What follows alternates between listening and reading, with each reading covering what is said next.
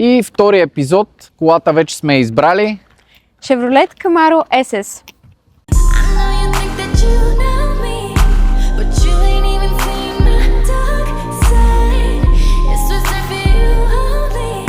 Сега миналия път ти ми направи забележка за ръчката, сега ти отиди да я дигнеш да видим колко пъти е. Да дигнем Добре. този капак.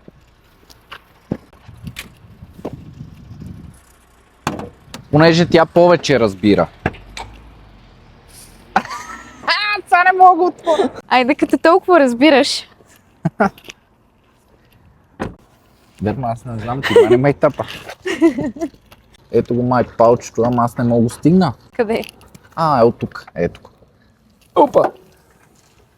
Добре, знаете, сега Мел е по техническата част, така че оставам Мел да каже малко повече за мотора. 6,2 литров V8 атмосферен двигател е. И е по-хубав от B58. Не. Не. Може да е V8, но не е на BMW. Няма значение. Тук имаш американски мускул. Това е Bumblebee. Transformers гледала ли си? Гледала съм. Ето го Bumblebee. Нима твърдиш, че американските мускули са по-добри от немското? Лично за мене моторите, обичам атмосферните, да, не се изстрелват така, но все пак тук имаме мощ. Имаме 455 конски сили. И повече тежест от BMW-то. Така е, но това е наслада. Това не е нужно да го натискаш, то само когато върви ти прави кеф на душата. Хората са казали, всеки има право да няма вкус. Тук не мисля, че си права. Добре, ти сега знаеш коя година е това Камаро? 2022. А цената знаеш ли я? Разбира се, 40 000 евро, само в Galactic Cars, 41 000 км, доказуеми. Какво повече ти трябва и получаваш това бижу. Мен би ме водило да карам така, без да си виждам капака. Много е странно, аз сега на излизането от автокъщата ми беше така, като се качиш за първи път в Камаро и то точно този модел SS е малко наистина странно. И ще видим сега малко след кръгчето. Вече накрая би трябвало да му свикна. Дали ще ни стигне горивото, не знам, че със сигурност разходът е добър. Няма да даваш толкова газ. Да, и ще гледаме да го върнем поне с някакво гориво. Да не е хептем без, че не знам дали Лоли ще ни даде вече друга кола. Седалките много ми харесват. Рекаро. Да, доста са удобни, между другото, хубаво така те изпълват, не се люлееш наляво надясно, а и окачването е доста стабилно, между другото, за колата. Определено се усеща тежка на пътя, тежи си на местото. Това е първото ми качване в Камаро и винаги мнението ми така на първо око е било, че е много тежка кола и на мен би ми била неудобна за каране. Иначе визуално е уникална.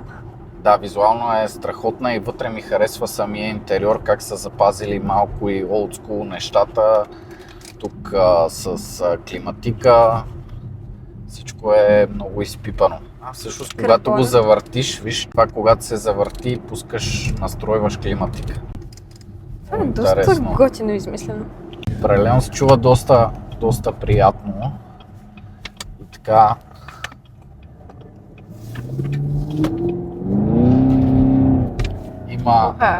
Има ряз колата. Харесва ми и дисплея. Да, но виж как са го направили само този дисплей. Нали, тук имаме дисплей, пък са запазили километража от старите. Имаш отпреде само едно малко дисплейче, което ти показва километрите. Ако трябва да съм честна, аз предпочитам този тип километраж. Да, и аз съм за този, дигиталния не ми харесва толкова. Да. Между другото, тъй като това ни е втори епизод, може да кажем и хората каква кола искат да видят, понеже все пак ние имаме наличност над 80 автомобила в автокъщата и може да им показваме доста автомобили. Така че, какво да направят, Мел? Това, което аз бих казала на хората, е да ни напишат в коментарите коя е тяхната любима марка или за коя кола биха искали да им кажем повече. Да направим ревю. Точно така. Разбира се, ако им харесват нашите ревюта. Какво има да не им харесват? Може би мен.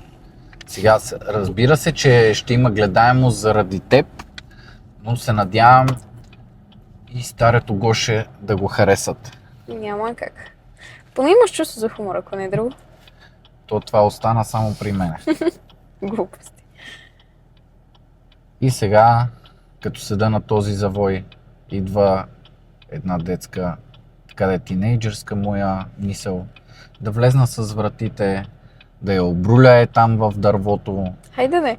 да станат 1000 проблеми, да не ни дават повече колите и канала да бъде до тук, но факт е, че трябва да сме зрели, да караме внимателно, за да пазим хората и тъй като напоследък да наблегнем и в темата, в която стават много катастрофи и хора загиват по пътищата, така че моля ви се, внимавайте на пътя.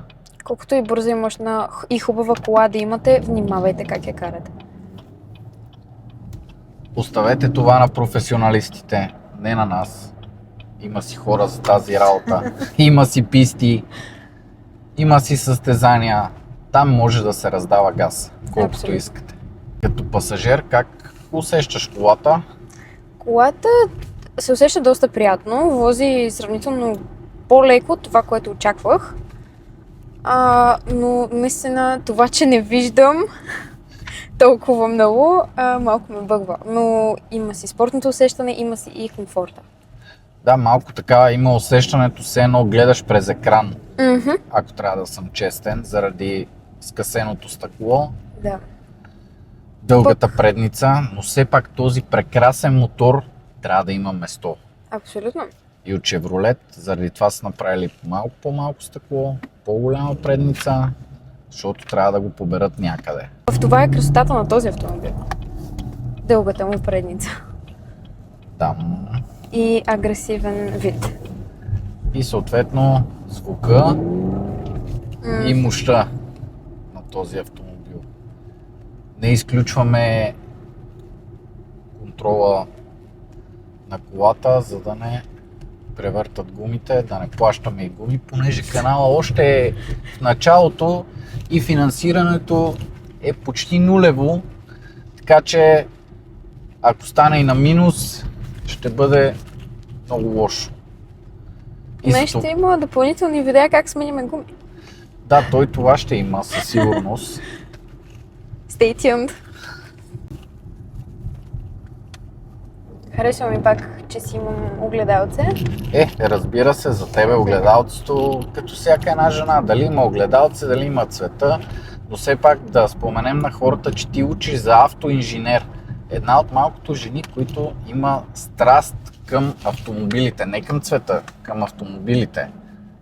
По-скоро бих казала една от малкото жени, които е направила крачката, защото познавам много момичета, които просто ги е страх, така че аз ви препоръчвам да направите крачката, няма да съжалявате. Вече света е съвсем различен. Мисля, че вече и този стереотип, че колата не трябва да се кара от жена или не е за жената, отдавна е отшумял, нали, при по-разбраните хора. При по-старото поколение, разбира се, това винаги си го има. Жената е на пасажирското място. И леко мое мнение. Но разбира се, в кръга на шегата има страхотни жени шофьори. Не всички, но според мен, както и мъже някои не могат да карат, така и жените. Абсолютно.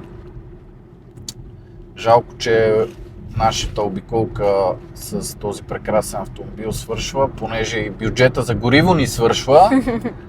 Тъй тя свършва, надявам се да ви е харесала. За нас беше удоволствие за него да покара този автомобил, а за мен да се повозя. Ще ви оставим сега повече кадри от колата, тъй като трябва да видите по-подробно как наистина изглежда това, както той каза, бижу, защото има прекрасна шарка, прекрасен цвят и прекрасен агресивен вид. И трябва да споменем, абонирайте се за канала, за да може да виждате всеки един наш клип. ако я вкарам сега колата без да ожуля, ще е много добре.